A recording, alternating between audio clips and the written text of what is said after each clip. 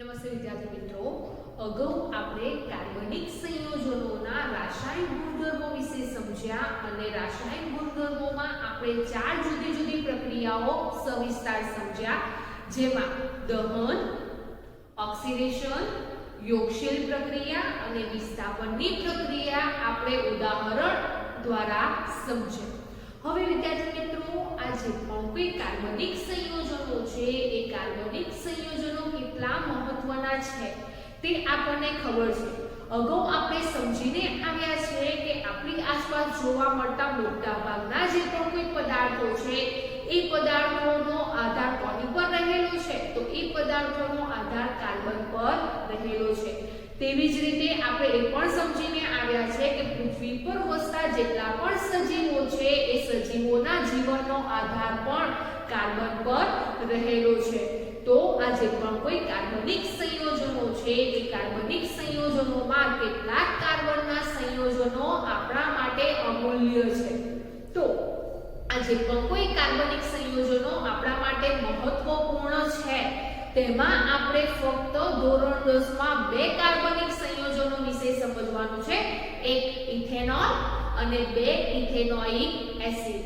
તો જે પણ કોઈ મહત્વના કાર્બનિક સંયોજનો છે તેમાં સવિસ્તાર આપણે બે કાર્બનિક સંયોજનો વિશે સમજવાનું છે. એમાં સૌથી પહેલા આપણે સમજીએ ઇથેનોલ. તો જે ઇથેનોલ છે એ ઇથેનોલ કયો સંયોજન છે? તો અગાઉ આપણે જે પણ કોઈ આલ્કોહોલ ધરાવતા સંયોજનો છે એ આલ્કોહોલ ધરાવતા સંયોજનો વિશે સમજી ગયા છે. તો વિદ્યાર્થી મિત્રો, આ જે ઇથેનોલ છે એ ઇથેનોલમાં કયો સમૂહ જોવા મળે છે? તો પાછળ ઓલ પ્રત્યય લાગે છે, તો એ કયો સમૂહ ધરાવે છે? તો તેમાં આલ્કોહોલ સમૂહ જોવા મળે છે. તો ઇથેનોલ છે એ ઇથેનોલ કેવું સંયોજન છે? તો ઇથેનોલ છે એ આલ્કોહોલ સમૂહ ધરાવતું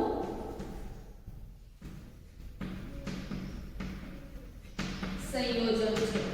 હવે આલ્કોહોલ એટલે કયું સમૂહ થાય છે?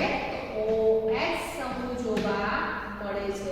તો વિદ્યાર્થી મિત્રો, જે ઇથેનોલ છે એ ઇથેનોલ એક પ્રકારનો કાર્બનિક સમૂહ છે, કાર્બનિક સંયોજન છે, પરંતુ એ જે કાર્બનિક સંયોજન છે એમાં આલ્કોહોલ એટલે કે OH ક્રિયાશીલ સમૂહ જોવા મળે છે. હવે આ જે ઇથેનોલ છે એ ઇથેનોલનું આણ્વિય સૂત્ર અને બંધારણીય સૂત્ર આપણે જ્યારે આલ્કોહોલ સમૂહ સમજ્યા તેમાં સમજીને આવ્યા છીએ. તો આ જે ઇથેનોલ છે એ ઇથેનોલનું આણ્વિય સૂત્ર શું છે? તો ઇથેનોલ છે એ ઇથેનોલનું આણ્વિય સૂત્ર C2H5OH છે.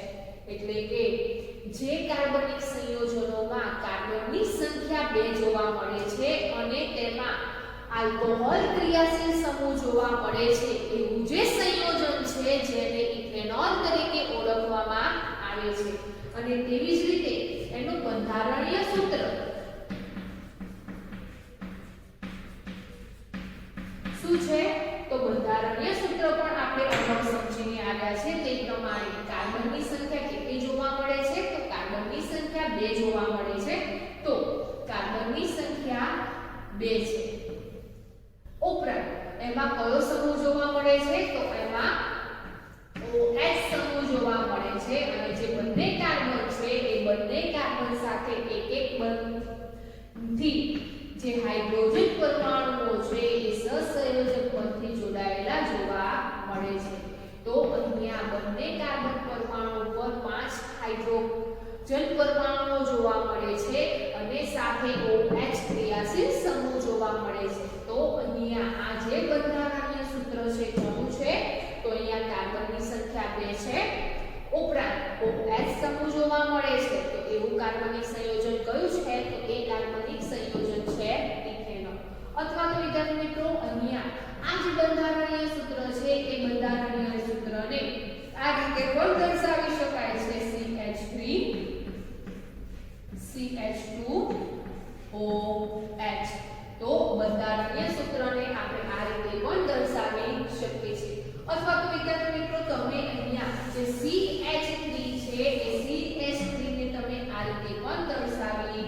શકો છો. તો અહીંયા CH3 CH2OH આ બંધારણીય સૂત્રને આ રીતે પણ દર્શાવી શકાય છે. તો આ જે ઇથેનોલ છે એ ઇથેનોલમાં કાર્બનની સંખ્યા 2 છે અને OH એટલે કે આલ્કોહોલ ક્રિયાશીલ સમૂહ જોવા મળે છે. હવે વિદ્યાર્થી મિત્રો આ જે ઇથેનોલ છે એ ઇથેનોલનું આણ્વીય સૂત્ર બંધારણીય સૂત્ર કેવી રીતે બને છે તે આપણે અગાઉ જે આલ્કોહોલ સમૂહ ધરાવતા જે સંયોજનોના ઉદાહરણ સમજ્યા તેમાં આપણે સમજીને આવ્યા છે. પરંતુ આ જે ઇથેનોલ છે એ ઇથેનોલની બનાવટ કેવી રીતે થાય છે, ઇથેનોલનું ઉત્પાદન કેવી રીતે કરવામાં આવે છે. તો વિદ્યાર્થી મિત્રો આ જે ઇથેનોલ છે એ ઇથેનોલને બે રીતે મેળવવામાં આવે છે. કે ઇથેનોલ છે એ ઇથેનોલનું જે ઉત્પાદન છે એ ઇથેનોલનું ઉત્પાદન અથવા તો બનાવટ કેવી રીતે થાય છે, બે રીતે થતું જોવા મળે છે. કઈ બે રીતે ઇથેનોલ મેળવી શકાય છે? તો વિદ્યાર્થી મિત્રો એમાં સૌથી પહેલા છે આથવણની રીત. કઈ રીત છે? આથવણની રીત. તો આ જે પદ્ધતિ છે એ પદ્ધતિમાં જે શેરડી છે એ શેરડીના રસ, ફળોના રસ, ખાંડ નું જલીય દ્રાવણ લેવામાં આવે છે અને તેનું આથવણ કરાવવામાં આવે છે. આ ઉપરાંત વિદ્યાર્થી મિત્રો અહીંયા આપણે પ્રક્રિયકમાં મોલાસીસનો પણ ઉપયોગ કરી શકીએ છીએ. તો મોલાસીસ શું છે? તો જ્યારે પણ શેરડીમાંથી શર્કરા મેળવવામાં આવે છે ત્યાર પછી એ શેરડીના જે પણ કોઈ વધારાનો કચરો રહે છે એ જે વધારાનો કચરો છે જેને મોલાસીસ તરીકે ઓળખવામાં આવે છે. તો ઇથેનોલનું જે ઉત્પાદન છે એ ઉત્પાદનમાં સૌથી પહેલા આથવણની રીતે તેને મેળવી શકાય છે, એટલે કે ઇથેનોલ બનાવી શકાય છે. અને ઇથેનોલ આથવણની રીતમાં બનાવવા માટે કયા પ્રક્રિયકની જરૂર છે? તો એમાં ફળોના રસ, શેરડીના રસ અથવા તો મોલાસીસ અથવા તો ખાંડ નો જલીય દ્રાવણનો ઉપયોગ કરવામાં આવે છે. તો વિદ્યાર્થી મિત્રો અહીંયા આથવણની રીતમાં શેરડીના રસ, ફળોના રસ, મોલાસીસ એટલે શેરડીમાંથી શર્કરા મેળવ્યા પછી જે પણ કોઈ વધારાનો કચરો રહે છે એ કચરાને શું કહીશું? આપણે મોલાસીસ કહીશું. અથવા તો ખાંડ છે એ ખાંડના જલીય દ્રાવણ શું કરાવવામાં આવે છે? તો જે જલીય દ્રાવણ છે એનું આથવણ કરાવવામાં આવે છે. પરંતુ અહીંયા જે આથવણની પ્રક્રિયા છે એ ઉત્સેચકની મદદથી કરવામાં આવે છે. તો અહીંયા દ્રાવણનું જે આથવણ છે એ ઇન્વર્ટેજ ઉત્સેચક ની હાજરીમાં કરાવવામાં આવે છે. તો સૌથી પહેલા જે પણ કોઈ ખાંડ છે, શેરડીના રસ છે કે ફળોના રસ છે અથવા તો જે મોલાસીસ છે એનું જે જલીય દ્રાવણ છે એ જલીય દ્રાવણનું આથવણ કરાવવામાં આવે છે. પણ એ જે આથવણ છે એ આથવણ કયા ઉત્સેચકની મદદથી કરાવવામાં આવે છે? તો ઇન્વર્ટેજ ઉત્સેચકની હાજરીમાં તેનું આથવણ કરાવવામાં આવે છે. તો વિદ્યાર્થી મિત્રો અહીંયા જે ખાંડ છે, શર્કરા છે કે મોલાસીસ છે એનું આપણે આ જે પ્રક્રિયા છે એ સમીકરણ દ્વારા સમજીએ તો એનું સૂત્ર શું થાય છે? તો ખાંડ છે એ ખાંડનું સૂત્ર થશે C12H22O11. આ જે સૂત્ર છે એ સૂત્ર કોનું થાય છે? તો આ જે સૂત્ર છે એ ખાંડ કે મોલાસીસનું જોવા મળે છે. તેનું જલીય દ્રાવણ લેવામાં આવે છે, એટલે કે તેની પાણી સાથે પ્રક્રિયા થાય તો એનું જલીય દ્રાવણ બને છે. હવે આ જે ખાંડ છે, મોલાસીસ છે એનું આથવણ કરાવવામાં આવે છે પણ કયા ઉત્સેચકની હાજરીમાં? તો ઇન્વર્ટેજ ઉત્સેચકની હાજરીમાં આથવણની ક્રિયા કરાવવામાં આવે છે. ત્યારે નિપજમાં આપણને ગ્લુકોઝ કે ફ્રુક્ટોઝ પ્રાપ્ત થાય છે. તો અહીંયા જે ગ્લુકોઝ છે એ ગ્લુકોઝનું સૂત્ર શું થશે? તો છે C6H12O6. આ સૂત્ર છે એ કોનું છે? તો આ જે સૂત્ર છે એ ગ્લુકોઝનું જોવા મળે છે. અને તેવી જ રીતે સાથે સાથે ફ્રુક્ટોઝ પણ પ્રાપ્ત થાય છે અને એનું સૂત્ર શું છે? તો એનું સૂત્ર પણ C6H12O6 જોવા મળે છે. તો અહીંયા જ્યારે પણ જે પણ કોઈ શેરડીના રસ છે, ફળોના રસ છે અને ખાંડ અથવા તો જે મોલાસીસ છે એનું ઇન્વર્ટેજ ઉત્સેચકની હાજરીમાં જ્યારે આથમણ કરાવવામાં આવે છે ત્યારે સૌથી પહેલા શું પ્રાપ્ત થાય છે? તો ત્યારે સૌથી પહેલા ગ્લુકોઝ અને ફ્રુક્ટોઝ પ્રાપ્ત થતું જોવા મળે છે. હવે વિદ્યાર્થી મિત્રો અહીંયા આપણને જે ગ્લુકોઝ અને ફ્રુક્ટોઝ પ્રાપ્ત થાય છે એ ગ્લુકોઝ અને ફ્રુક્ટોઝનું ફરીથી આથમણ કરાવવામાં આવે છે અને એ આથમણ ઝાયમેઝ ઉત્સેચકની હાજરીમાં કરાવવામાં આવે છે ત્યારે અંતે આપણને ઇથેનોલ પ્રાપ્ત થતું જોવા મળે છે. તો હવે ફરીથી આ જે ગ્લુકોઝ અને ફ્રુક્ટોઝ છે એનું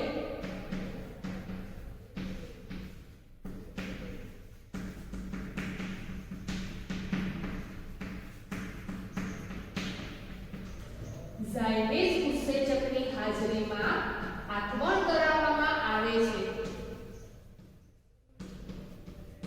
તે દરમિયાન શું પ્રાપ્ત થાય છે? તો તે દરમિયાન અંતે આપણને ઇથેનોલ પ્રાપ્ત થતું જોવા મળે છે અને ઇથેનોલનું સૂત્ર શું થાય છે? તો ઇથેનોલનું સૂત્ર થાય છે C2H5OH. હવે જે ઇથેનોલ છે એ ઇથેનોલ પ્રાપ્ત થાય છે અને જ્યારે આથમણની ક્રિયા થાય છે ત્યારે આથમણની ક્રિયામાં કાર્બન ડાયોક્સાઇડ વાયુ પણ ઉત્પન્ન થતો જોવા મળે છે. તો અહીંયા ઇથેનોલની સાથે સાથે CO2 વાયુ પણ ઉત્પન્ન થાય છે. હવે વિદ્યાર્થી મિત્રો આ સમીકરણને સંતુલિત કરવું છે તો કેવી રીતે કરવામાં આવે છે? તો અહીંયા આ જે સમીકરણ છે એ સમીકરણને આપણે સંતુલિત કરીએ તો સમીકરણમાં આપણે કાર્બન, હાઇડ્રોજન અને ઓક્સિજનની સંખ્યા જે તીર છે એ તીરની ડાબી બાજુ અને તીરની જમણી બાજુએ કરીએ છીએ ત્યારે આપણને કાર્બન, હાઇડ્રોજન અને ઓક્સિજનની સંખ્યા કેવી જોવા મળે છે? સરખી જોવા મળે છે. એટલે કે આ જે સમીકરણ છે એ સંતુલિત છે. પરંતુ વિદ્યાર્થી મિત્રો અહીંયા આ જે સમીકરણ છે એ સમીકરણને આપણે સંતુલિત કરવું છે તો કેવી રીતે કરીશું? તો આ સમીકરણને સંતુલિત કરવા માટે આપણે અહીંયા આ પ્રમાણેની સંખ્યા સાથે તેનો ગુણાકાર કરીશું તો સમીકરણ સંતુલિત થાય છે. તો અહીંયા જે ઇથેનોલ છે એ ઇથેનોલ સૌથી પહેલા આથમણની રીતથી મેળવવામાં આવે છે. તેવી જ રીતે વિદ્યાર્થી મિત્રો ઇથેનોલને બીજી રીતે પણ મેળવી શકાય છે. એટલે કે ઇથેનોલનું ઉત્પાદન બીજી રીતે પણ થઈ શકે છે. અને બીજી કઈ રીતે થાય છે? તો બીજી રીત છે આધુનિક રીત. હવે આ જે પણ કોઈ આધુનિક રીત છે એ આધુનિક રીતમાં જે પેટ્રોરસાયણ તરીકે જે ઇથિન વાપરવામાં આવે છે એ ઇથિનનો પ્રક્રિયક તરીકે ઉપયોગ કરવામાં આવે છે. તો આ જે પ્રક્રિયા છે એ પ્રક્રિયામાં ઇથિન છે ઇથિનનું સાંદ્ર સલ્ફ્યુરિક એસિડ ની હાજરીમાં પાણી સાથે નિર્જલીકરણની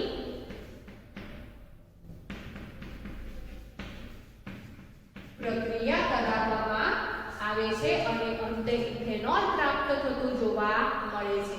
એટલે બીજી રીત છે ઇથિનનું નિર્જલીકરણ કરાવવામાં આવે ત્યારે આપણને ઇથેનોલ પ્રાપ્ત થતો જોવા મળે છે. તો આ પ્રક્રિયા આપણે સમીકરણ દ્વારા સમજીએ તો ઇથિન છે તો ઇથિન છે એ ઇથિન કયો સંયોજન છે? તો ઇથિન છે એ આલ્કીન સંયોજન છે. એટલે આલ્કીન સંયોજનમાં કાર્બન કાર્બન પરમાણુ વચ્ચે કેટલા બંધ જોવા મળે છે? 2 બંધ જોવા મળે છે. તો ઇથિન છે એ ઇથિનનું સૂત્ર શું થશે? તો ઇથિનનું સૂત્ર CH2 ડબલ બોન્ડ CH2 જોવા મળે છે. તો અહીંયા જે ઇથિન છે એ ઇથિનનું પાણી સાથે નિર્જલીકરણ કરાવવામાં આવે છે અને એ જે પ્રક્રિયા છે એ પ્રક્રિયા કોની હાજરીમાં કરાવવામાં આવે છે તો સાંદ્ર H2SO4 ની હાજરીમાં કરાવવામાં આવે છે ત્યારે અંતે શું પ્રાપ્ત થાય છે તો તે દરમિયાન આપણને ઇથેનોલ પ્રાપ્ત થતું જોવા મળે છે એટલે કે C2H5OH પ્રાપ્ત થતું જોવા મળે છે। હવે વિદ્યાર્થી મિત્રો અહીંયા આ જે ઇથીન છે એ ઇથીનનું આપણે બંધારણીય સૂત્ર વિચારીએ તો ઇથીનનું બંધારણીય સૂત્ર આ પ્રમાણે જોવા મળે બંને કાર્બન પરમાણુ વચ્ચે દ્વિબંધ જોવા મળે છે અને તેમની સાથે બે-બેની સંખ્યામાં હાઇડ્રોજન પરમાણુ એકબંધથી જોડાયેલા હોય છે। હવે જ્યારે ઇથીનનું નિર્જલીકરણની પ્રક્રિયા કરાવવામાં આવે છે એટલે કે પાણી સાથે પ્રક્રિયા કરાવવામાં આવે છે ત્યારે પાણીમાં હાઇડ્રોજન પરમાણુ અને જે ઓક્સિજન પરમાણુ છે એ ઇથીન સાથે જોડાય છે। તો જ્યારે ઇથીન સાથે જોડાય છે તે દરમિયાન શું થાય છે તો અહીંયા જે ઇથીન છે એ ઇથીનમાં જ્યારે ઇથીન પાણી સાથે પ્રક્રિયા કરે છે તે દરમિયાન કાર્બન પરમાણુ વચ્ચે જે એક બંધ બે બંધ જોવા મળે છે એ બંને બંધમાંથી એક બંધ તૂટી જાય છે અને એક બંધ તૂટે છે અને એ સંયોજકતા સંતોષવા માટે આ જે કાર્બન છે એ કાર્બન એક હાઇડ્રોજન પરમાણુ સાથે ઇલેક્ટ્રોનની ભાગીદારી કરે છે અને બાકી રહેલો જે OH સમૂહ છે એટલે કે આલ્કોહોલ સમૂહ છે એ બીજા કાર્બન પરમાણુ સાથે જોડાય છે અને શું બનાવે છે ઇથેનોલ બનાવે છે। તો વિદ્યાર્થી મિત્રો અહીંયા જે ઇથેનોલ છે એ ઇથેનોલ નું ઉત્પાદન બે રીતે કરી શકાય છે એક આઠમણની પદ્ધતિ અને બીજું છે આધુનિક પદ્ધતિ। અહીંયા વિદ્યાર્થી મિત્રો જોયું આપણે જે આઠમણની પદ્ધતિ અને આધુનિક રીત છે એટલે કે ઇથીનનું નિર્જલીકરણ દ્વારા ઇથેનોલ મેળવવામાં આવે છે। આ જે બનાવટ છે એટલે કે આ જે ઉત્પાદનની પદ્ધતિ છે એ ફક્ત તમારી જાણકારી માટે છે। અત્યારે 10મા ધોરણમાં આ જે ઇથેનોલની બનાવટ છે એ ઇથેનોલની બનાવટ તમારે ભણવામાં આવતું નથી પરંતુ તમારી જાણકારી માટે ઇથેનોલ કેવી રીતે મેળવવામાં આવે છે તેનું ઉત્પાદન કેવી રીતે કરવામાં આવે છે તે આપણે સમજ્યા। હવે વિદ્યાર્થી મિત્રો આપણે 10મા ધોરણમાં ફક્ત જે ઇથેનોલ છે એ ઇથેનોલના ભૌતિક ગુણધર્મો રાસાયણિક ગુણધર્મો અને તેના ઉપયોગો વિશે સમજવાનું છે। તો આ જે ઇથેનોલ છે એ ઇથેનોલના આપણે ભૌતિક ગુણધર્મો વિશે સમજીએ તો ઇથેનોલના ભૌતિક ગુણધર્મો કયા કયા છે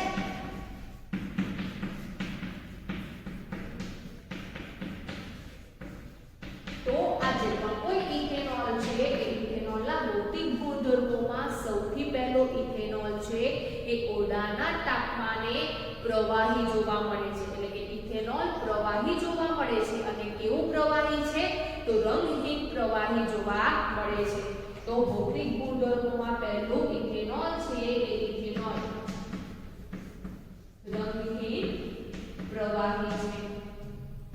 તેવી જ રીતે આ જે ઇથેનોલ છે એ ઇથેનોલનું આપણે ગલન બિંદુ અને ઉત્કલન બિંદુ વિચારીએ તો કેવું જોવા મળે છે તો અહીંયા જે ઇથેનોલ છે એ ઇથેનોલમાં સહસંયોજક બંધ જોવા મળે છે જેથી એમના જે ગલન બિંદુ અને ઉત્કલન બિંદુ છે એ આયનીય સંયોજન કરતા કેવા જોવા મળશે ઓછા જોવા મળે છે અને કેટલા જોવા મળે છે તો તેનું જે ગલન બિંદુ છે એ ગલન બિંદુ 156 કેલ્વિન જેટલું જોવા મળે છે અને તેવી જ રીતે તેનું ઉત્કલન બિંદુ જોઈએ તો જે ઇથેનોલ છે એ ઇથેનોલનું ઉત્કલન બિંદુ 351 કેલ્વિન જેટલું જોવા મળે છે।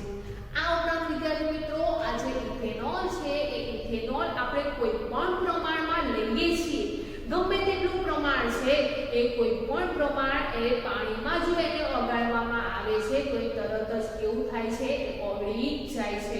તો પાણીમાં ઇથેનોલનું કોઈ પણ પ્રમાણ લઈને ઓગાળવામાં આવે છે ત્યારે તે પાણીમાં ઓગળી જાય છે જેથી કરીને પાણીમાં સુદ્રાવ્ય છે એટલે કે પાણીમાં દ્રાવ્ય હોય છે અને એવી જ રીતે આ જે ઇથેનોલ છે એ ઇથેનોલ એક સારો દ્રાવક તરીકે ઓળખવામાં આવે છે કે સારો દ્રાવક તેને કહેવામાં આવે છે. શા માટે?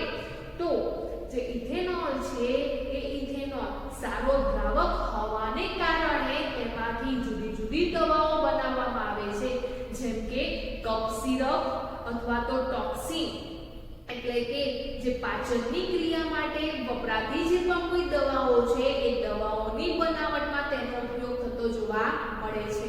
તો આ જે ઇથેનોલ છે એ ઇથેનોલ એક સારો દ્રાવક છે. તો આમ જે ઇથેનોલ છે એ ઇથેનોલ ઓરડાના તાપમાને પ્રવાહી જોવા મળે છે, રંગહીન પ્રવાહી છે. ત્યાર પછી તેનું ગલનબિંદુ 156 કેલ્વિન જેટલું જોવા મળે છે, ઉદ્ગલનબિંદુ 351 કેલ્વિન જેટલું જોવા મળે છે. ઉપરાંત તેને પાણીમાં ગમે તેટલા પ્રમાણમાં ઓગાળવામાં આવે છે તે તરત જ ઓગળી જાય છે, જેથી તે પાણીમાં સુદ્રાવ્ય છે અને એ સારો દ્રાવક છે. તો સૌથી પહેલા આપણે જે ઇથેનોલ છે એ ઇથેનોલના ભૌતિક ગુણધર્મો વિશે સમજ્યા. અહીંયા જે ઇથેનોલનું ઉત્પાદન છે એ ઇથેનોલનું ઉત્પાદન અત્યારે આપણે 10મા ધોરણમાં ભણવાનું નથી, પરંતુ તમારી જાણકારી માટે આપણે અહીંયા ઇથેનોલનું ઉત્પાદન સમજ્યા કે જે ઇથેનોલ છે એ ઇથેનોલને કેવી રીતે મેળવવામાં આવે છે. તો ઇથેનોલ કેવી રીતે બને છે? તો એક આત્મનિક પ્રક્રિયાથી ઇથેનોલ મેળવવામાં આવે છે અને બીજું જે આધુનિક રીત છે એટલે કે પેટ્રો રસાયણમાં વપરાતો જે ઇથિન છે એ ઇથિનનું નિર્જલીકરણ કરવામાં આવે છે ત્યારે જે ઇથેનોલ છે એ ઇથેનોલ મેળવવામાં આવે છે. હવે વિદ્યાર્થી મિત્રો આપણે જે ઇથેનોલ છે એ ઇથેનોલના ભૌતિક ગુણધર્મો જોયા. હવે ઇથેનોલના રાસાયણિક ગુણધર્મો સમજીએ. તો એના રાસાયણિક ગુણધર્મો વિશે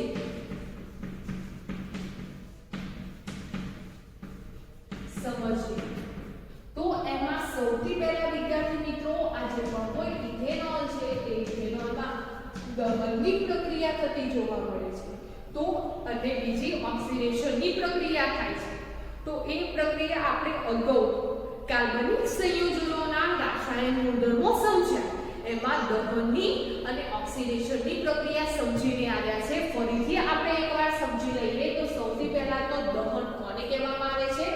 તો જે પણ કોઈ પદાર્થ છે એ પદાર્થને હવાની હાજરીમાં અથવા તો ઓક્સિજનની હાજરીમાં તેને ગરમ કરવામાં આવે છે ત્યારે પ્રકાશ ઊર્જા અને ઉષ્મા ઊર્જા ઉત્પન્ન થાય છે. એને શું કહેવામાં આવે છે? દહન કહેવામાં આવે છે.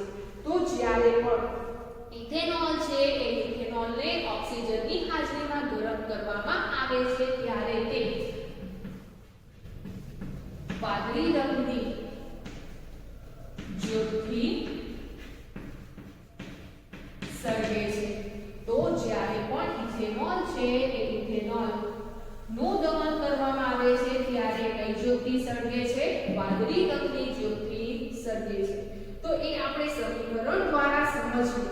તો ઇથેનોલ છે એ ઇથેનોલ નું સૂત્ર શું થશે? તો ઇથેનોલ નું સૂત્ર થાય છે C2H5OH. અહીંયા તમે આણ્વીય સૂત્ર પણ લઈ શકો છો અથવા તો બંધારણીય સૂત્ર પણ લઈ શકો છો. તો અહીંયા જે ઇથેનોલ છે એ ઇથેનોલનું આપણે દહનની પ્રક્રિયા કરાવીએ એટલે કે ઓક્સિજનની હાજરીમાં તેને ગરમ કરાવીએ તો અંતે શું પ્રાપ્ત થાય છે? તો અંતે કાર્બન ડાયોક્સાઇડ વાયુ અને પાણી મુક્ત થતું જોવા મળે છે.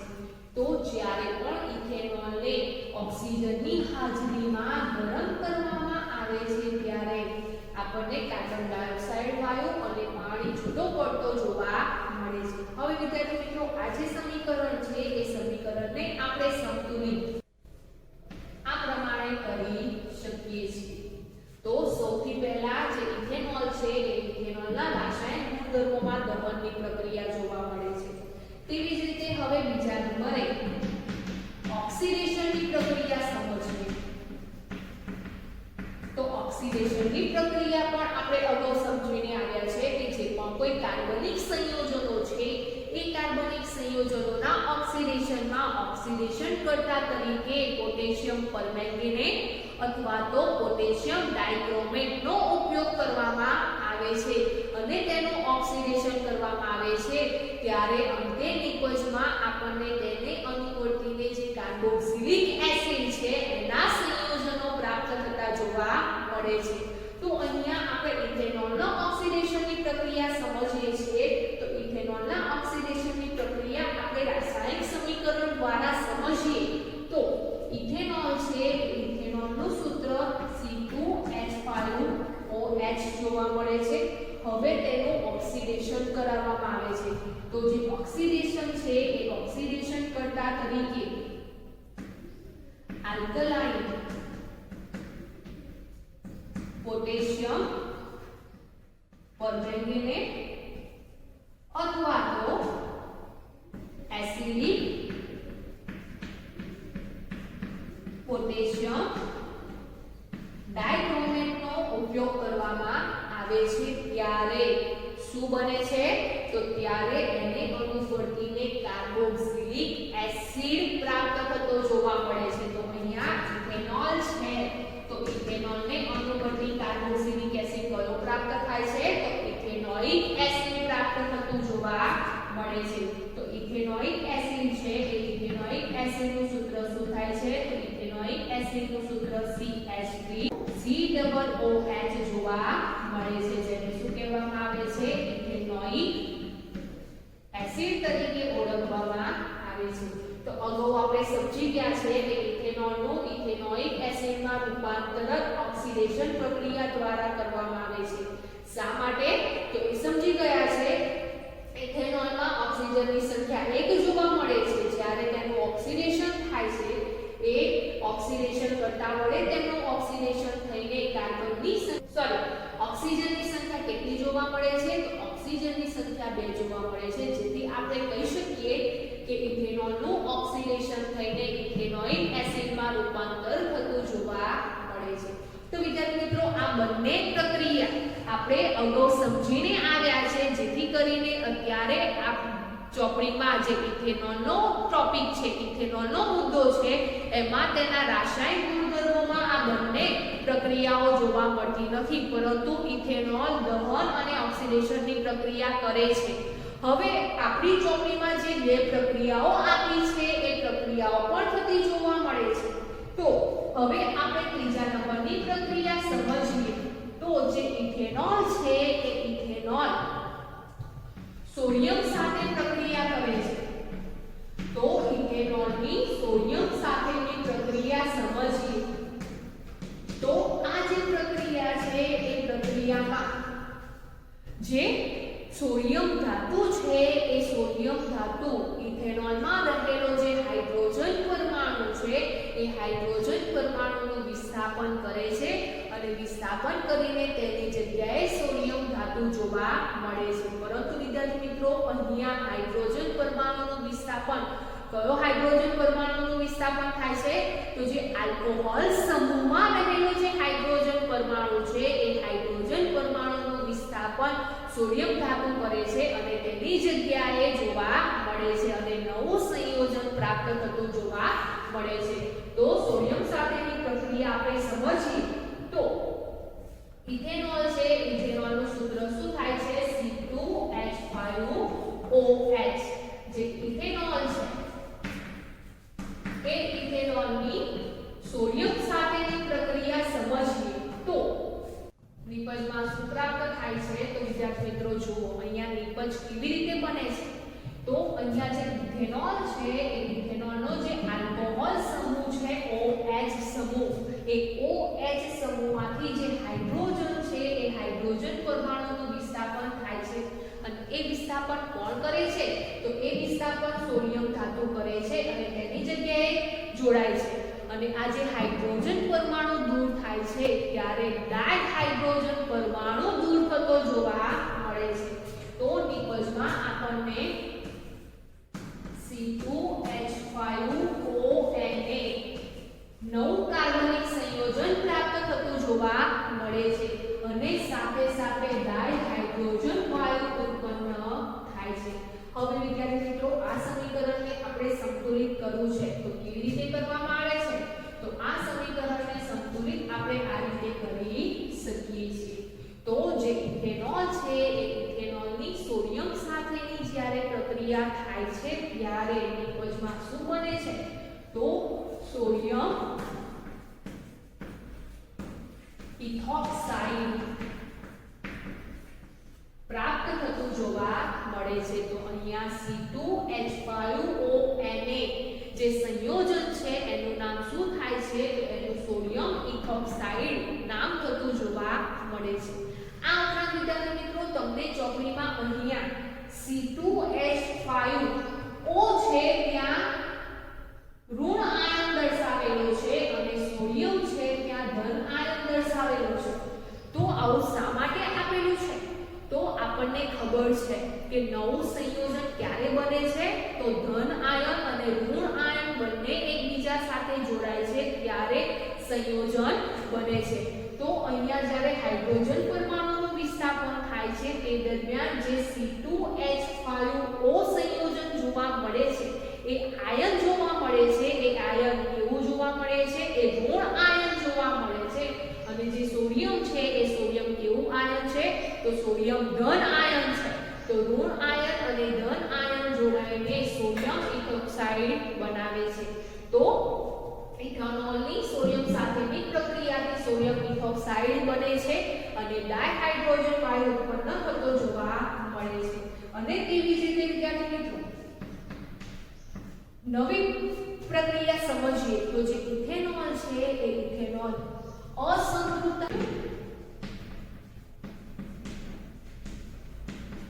હાઇડ્રોકાર્બન આપતી પ્રક્રિયા। તો ઇથેનોલ છે એ ઇથેનોલ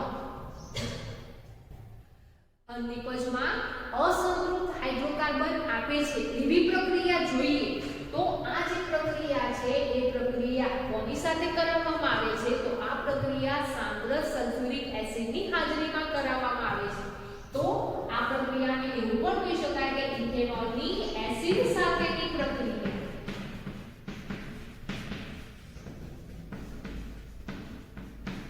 તો ઇથેનોલની એસિડ સાથેની પ્રક્રિયા અથવા તો અસંતૃપ્ત હાઇડ્રોકાર્બન આપતી પ્રક્રિયા સમજીએ તો વિદ્યાર્થી મિત્રો હમણાં આપણે ઇથેનોલનું ઉત્પાદનમાં આધુનિક રીત આપણે સમજી ગયા કે જે ઇથિન છે એ ઇથિનનું પાણી સાથે નિર્જલીકરણની પ્રક્રિયા સાંદ્ર સલ્ફ્યુરિક એસિડની હાજરીમાં કરાવવામાં આવે છે ત્યારે અંતે નિપજમાં આપણને ઇથેનોલ મળે છે। તો એ જે પ્રક્રિયા છે એ પ્રક્રિયાને આપણે ઉલટી કરાવી દઈએ એને વિરુદ્ધ કરી દઈએ ત્યારે આપણે તેનો રાસાયણિક ગુણધર્મ પ્રાપ્ત થતો જોવા મળે છે એટલે કે ઇથેનોલની એસિડ સાથેની પ્રક્રિયા પ્રાપ્ત થતી જોવા મળે છે।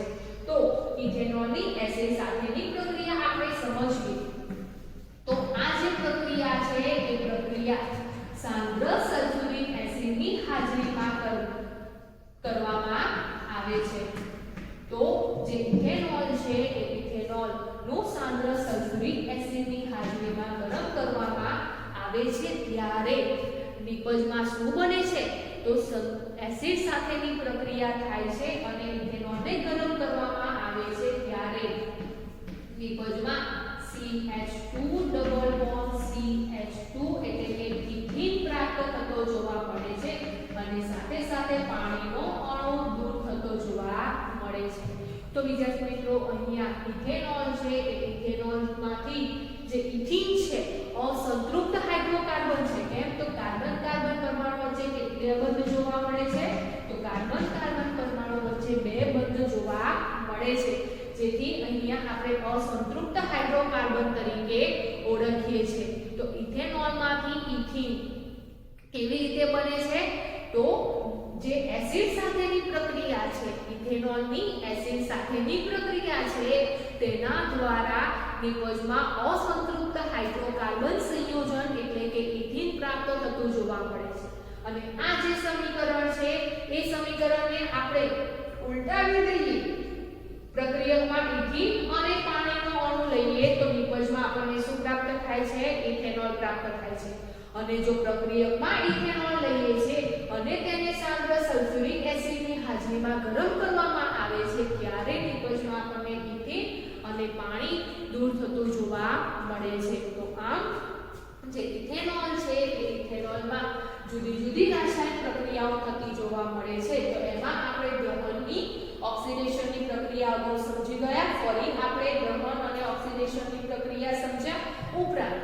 આલ્કોહોલ છે એટલે કે જે ઇથેનોલ છે એ ઇથેનોલની સોડિયમ સાથેની પ્રક્રિયા સમજ્યા અને તેવી જ રીતે એસિડ સાથેની પ્રક્રિયા સમજ્યા તો જ્યારે ઇથેનોલ એસિડ સાથે પ્રક્રિયા કરે છે ત્યારે અસંતૃપ્ત હાઇડ્રોકાર્બન આપે છે તો વિદ્યાર્થી મિત્રો અહીંયા આ જે પણ કોઈ ઇથેનોલ છે એ ઇથેનોલ ના ઉપયોગો કયા કયા છે એટલે કે જે ઇથેનોલ છે એ ઇથેનોલનો ઉપયોગ કઈ જગ્યાએ થતો જોવા મળે છે સામા ઇથેનોલ વપરાય છે તો સૌથી પહેલા તો આ જે પણ કોઈ ઇથેનોલ છે એ ઇથેનોલ આલ્કોહોલ સંયોજન છે આપણને ખબર છે ઇથેનોલ કેવું સંયોજન છે તો ઇથેનોલ આલ્કોહોલ સંયોજન છે જેથી કરીને જે ઇથેનોલ છે એ ઇથેનોલને આલ્કોહોલ તરીકે પણ ઓળખવામાં આવે છે તો સૌથી પહેલા જે પણ કોઈ આલ્કોહોલિક પીણા છે નશાકારક જે પણ કોઈ પીણા છે એના બનાવટમાં મુખ્ય ઘટક તરીકે કોનો ઉપયોગ કરવામાં આવે છે ઇથેનોલનો ઉપયોગ કરવામાં આવે છે તો ઇથેનોલના ઉપયોગો વિશે સમજીએ તો સૌથી પહેલા તો આલ્કોહોલિક પીણા કે નશાકારક યુક્ત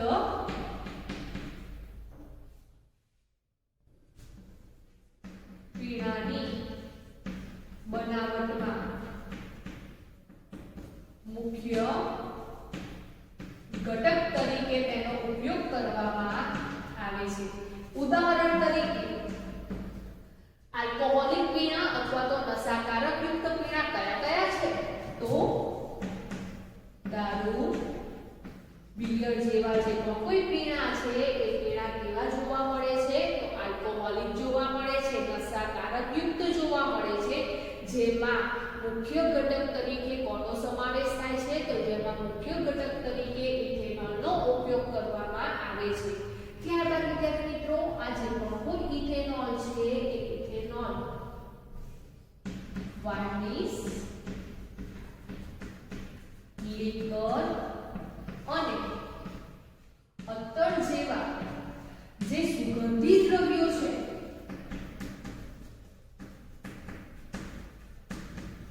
એની બનાવટમાં તેનો ઉપયોગ કરવામાં આવે છે એટલે જે પણ કોઈ સુગંધીદાર દ્રવ્યો છે જેવા કે વાર્નિશ લિકર અત્તર જેવા જે પણ કોઈ પદાર્થો છે એ પદાર્થોની બનાવટમાં પણ આલ્કોહોલનો એટલે કે ઇથેનોલનો ઉપયોગ થતો જોવા મળે છે તેવી જ રીતે વિદ્યાર્થી મિત્રો આ જે ઇથેનોલ છે એ ઇથેનોલ સારો દ્રાવક તરીકે વપરાય છે તો એ સારો દ્રાવક હોવાથી તેનો ઉપયોગ દવાઓની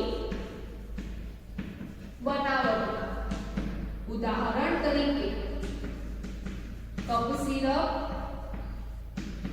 અને ટોક્સિનમાં તેનો ઉપયોગ થતો જોવા મળે છે અથવા તો પાચન માટેની જે પણ કોઈ ઘટ્ટ દવા આવે છે તેમાં આલ્કોહોલ એટલે કે ઇથેનોલનો ઉપયોગ થતો જોવા મળે છે હવે વિદ્યાર્થી મિત્રો આ જે ઇથેનોલ છે એ ઇથેનોલનો ઉપયોગ જીવનાશક તરીકે પણ કરવામાં આવે છે જ્યાં પણ કોઈ પણ જગ્યાએ લીમડું થયું હોય ત્યાં ડ્રેસિંગ કરવામાં આવે છે તે દરમિયાન એ ડ્રેસિંગ કરતી વખતે સૌપ્રથમ શાનો ઉપયોગ કરવામાં આવે છે તો એ દવાનો ઉપયોગ કરવામાં આવે છે અને એ જે ચેપનાશક દવા છે એ ચેપનાશક દવાઓમાં પણ કોનો ઉપયોગ કરવામાં આવે છે ઇથેનોલનો ઉપયોગ કરવામાં આવે છે અને તેવી જ રીતે જે રેક્ટિફાઈડ સ્પિરિટ છે એની બનાવટમાં રેક્ટિફાઈડ સ્પિરિટની બનાવટમાં જે ઇથેનોલ છે એ ઇથેનોલનો ઉપયોગ કરવામાં આવે છે તો વિદ્યાર્થી મિત્રો અહીંયા રેક્ટિફાઈડ સ્પિરિટ કોને કહેવામાં આવે છે તો અહીંયા જે રેક્ટિફાઈડ સ્પિરિટ છે એમાં 5% પાણી જોવા મળે છે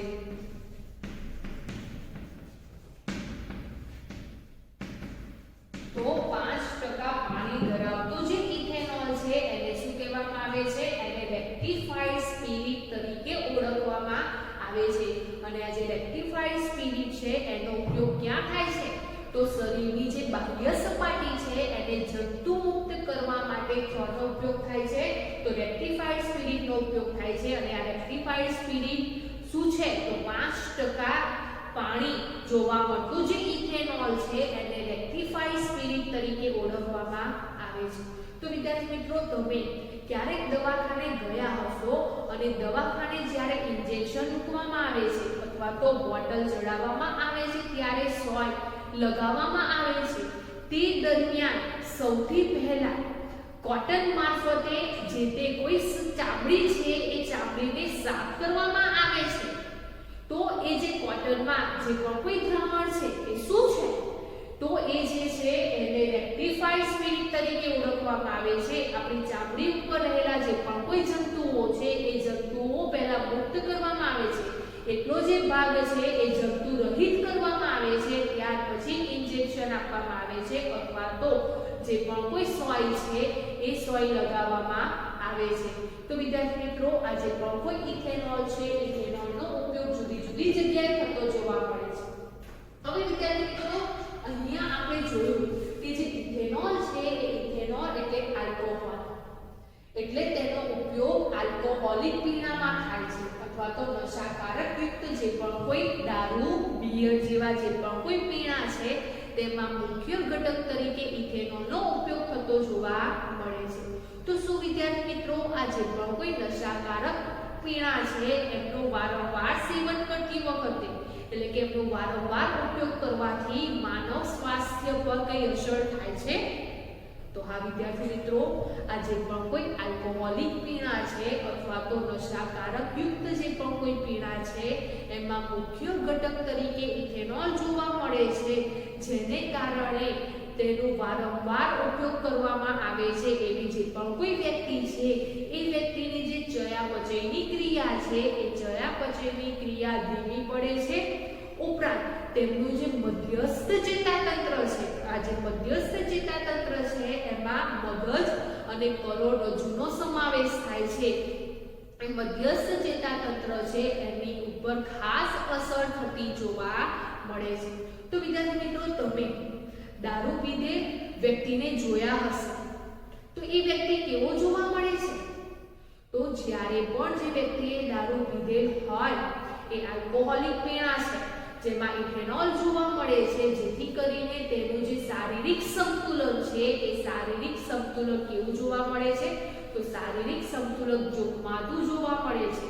ઉપરાંત એ બેહોશ થતો જોવા મળે છે. તેવી જે વ્યક્તિ છે જ્યારે આવા પીણાનો ઉપયોગ કરે છે ત્યારે તેઓ રાહત અનુભવે છે, પરંતુ વિદ્યાર્થી મિત્રો, તેમની જે માનસિક વિચારવાની બુદ્ધિ છે એમાં ઘટાડો થતો જોવા મળે છે. જે સ્નાયુઓનો તાલમેલ છે એમાં પણ ઘટાડો થતો જોવા મળે છે.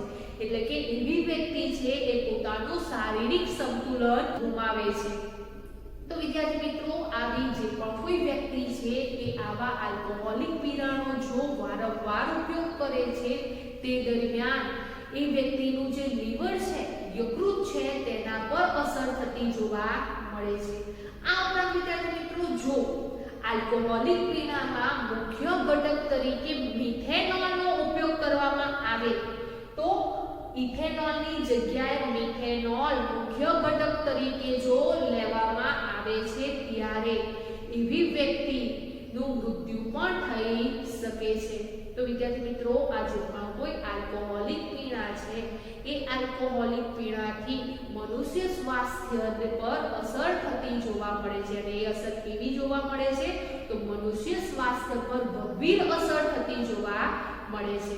તો જો વિદ્યાર્થી મિત્રો, અહીંયા આ જે પણ કોઈ બાબતો છે એ ફક્ત જાણકારી માટેની છે કે જીવિત મનુષ્ય પર આલ્કોહોલ કેવી રીતે અસર કરે છે તે સમજાવેલું છે. ઉપરાંત જે આલ્કોહોલ છે એ બળતણ સ્વરૂપે જોવા મળે છે, તેનો ઉપયોગ થતો જોવા મળે છે તે પણ અહીંયા દર્શાવેલું છે.